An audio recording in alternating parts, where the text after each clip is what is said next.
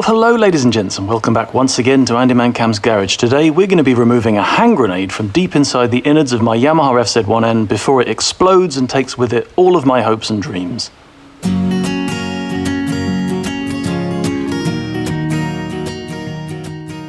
In my recent video in which I talked about the ups and downs and the ins and outs of owning a Yamaha FZ1, I touched briefly on the rotor inside the engine of the FZ1, which apparently on the early models has a tendency to explode and destroy the generator and sometimes take the engine with it. And I had so many comments from people saying that this has actually happened to them that I took the plunge, bought myself the new updated rotor, which we're going to fit into the bike now. So obviously, first of all, we need to get the rotor cover off. I'm going to start with the plug in the middle. And then we've got 7 bolts around the edge. We don't need to worry about these 3 in the middle. So we need to undo these a quarter turn at a time in a crisscross pattern. And there are actually 2 different sizes. There are 3 M8 and 4 M6 bolts. So I'm going to start here at the bottom, jump up here to the top, over here to the side, and we'll jump down here.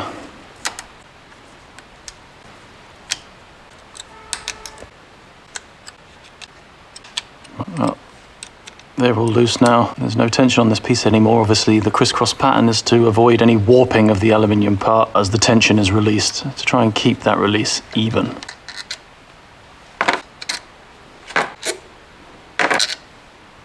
All that hose and stuff out of the way. Now we need to pull this cover off. The problem is the rotor, which you can just see the spindle of in the middle there, has several extremely strong magnets, and it's going to want to try and pull itself out with the cover, but ideally we want to keep that in there because there's lots of bits behind it that we don't really want to fall into the engine. So I'm going to put a large ball-headed Allen key on the middle of the rotor and then set about loosening off this cover while holding the rotor in place. Oh, actually, before I go any further, I almost forgot. You have to disconnect the generator from the rectifier to avoid any stupid accidental short-circuiting nonsense. So now we can carry on.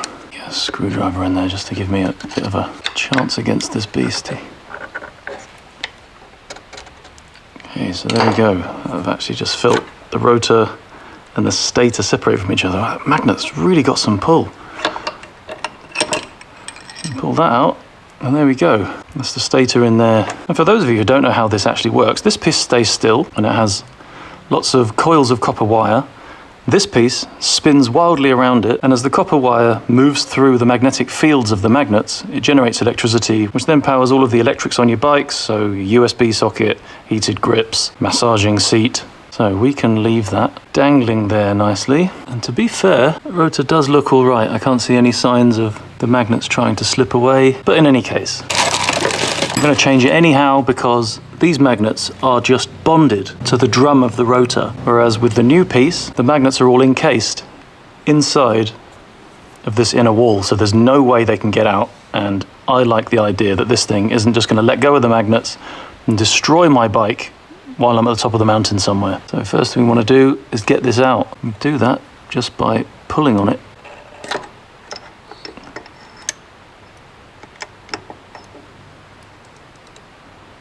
And there we go. That's the old rotor out with the completely different design going on in there. This piece is now no longer going to be in my bike. There's going to be no danger of these magnets coming free of the drum, jumping into the loving arms of the stator, destroying the bearings, and then potentially dropping pieces down into the engine. Because as you can see there, that's the crankshaft, and underneath that, the oil tray. So anything that falls in there, any pieces are just going to get circulated around the whole engine and cause all kinds of damage.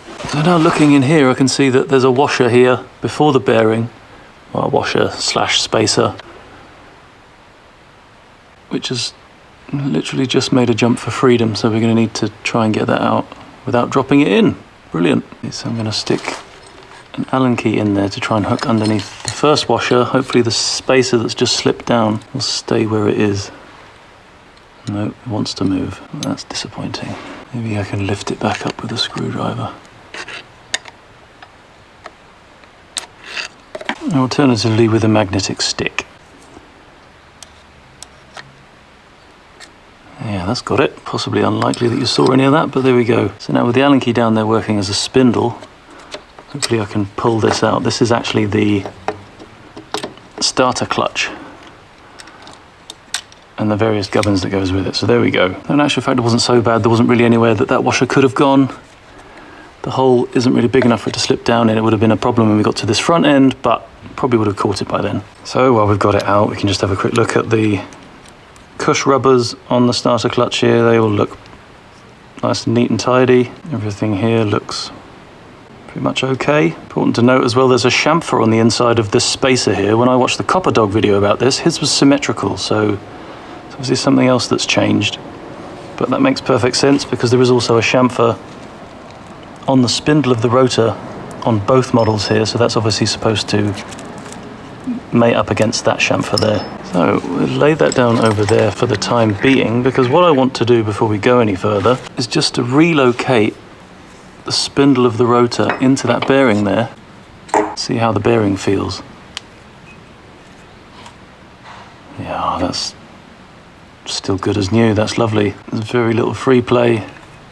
Spins very nicely. There's no gravelly, graunchy feeling. So praise be to Dog. I don't need to worry about changing any bearings today. And also, I'm just going to do the same on the bearing on the outside here. Put the thin end of the rotor in. Yeah, that's lovely.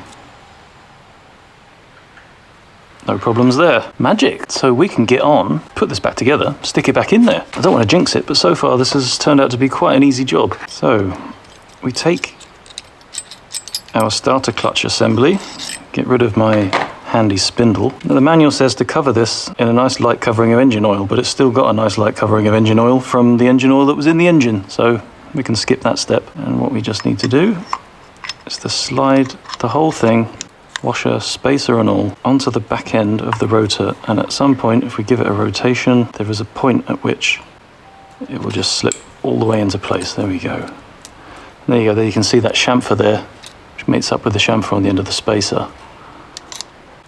So that comes into place. And we can also make sure that the whole thing is assembled properly by testing it, because it will now rotate if we turn it clockwise. But when we turn anti-clockwise, it locks.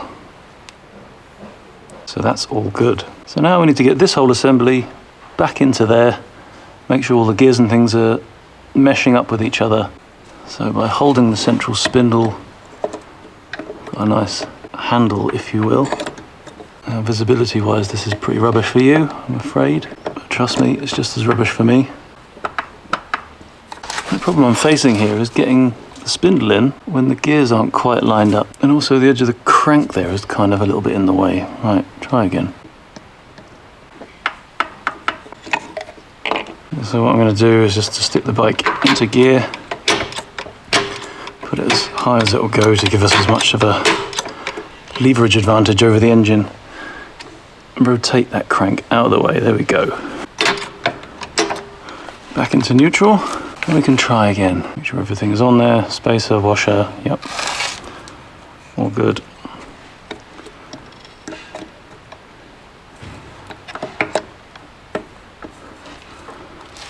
Okay, so I think that's located with the crankshaft. There we go, and that is in. I just had to reach my finger around behind there and rotate that gear that was on the back of the starter clutch assembly, the one that would only go in one direction. Rotated it until it meshed with that tiny little idle gear there, and then we are in, and we can see that it's all the way in because the rotor is actually flush with the engine casing. Nice! So now we can take off the old gasket, we don't need that anymore. Use a Stanley knife blade to get rid of anything left over from that. Or if you're scared of scoring the aluminium, you can just use a fingernail to get rid of it. So wipe that all clean. And then we can free our new gasket, which obviously only has one way that it can go on.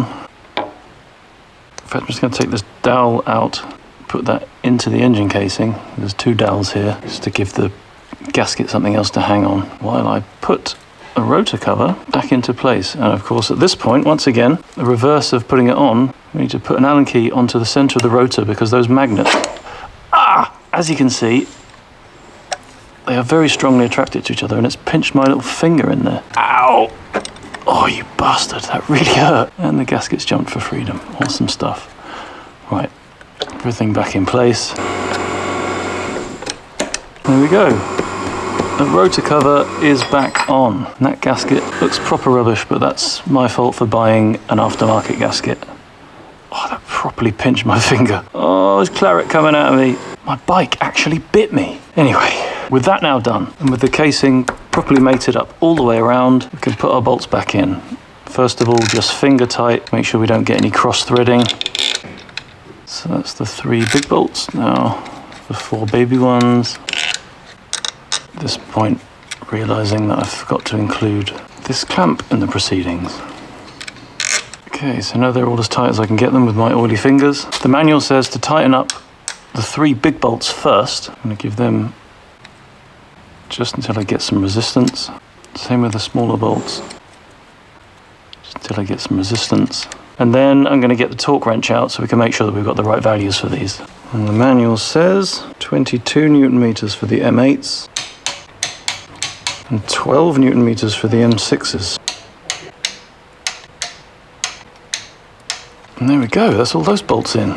Just check the torque on the bigger ones now that the smaller ones are also taking up some tension. Yeah, there you go, so you need a little bit extra there. So always worth one last round to check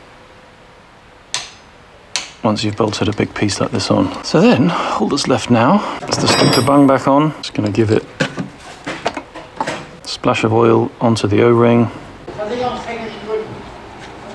Screw that into place. Not too tight because it is aluminium on aluminium. Wipe all of the excess oil off. And that is that. Job done. New rotor now installed into the FZ1N. And this hand grenade style piece of tremendous engineering from Yamaha no longer has the potential to destroy my bike. Now, of course, in closing, I will say that there are almost certainly thousands of people that have had hundreds of thousands of trouble-free miles using the original rotor from the early bikes. But I heard far too many stories of it ending in disaster, so I'm very happy that I've taken the preventative step of replacing this old piece with the new one before it has a chance to destroy my enjoyment of the ride. But of course, before I get too smug, we might as well turn the bike on and make sure that it actually works. After we've plugged the regulator back in, of course. So, moment of truth.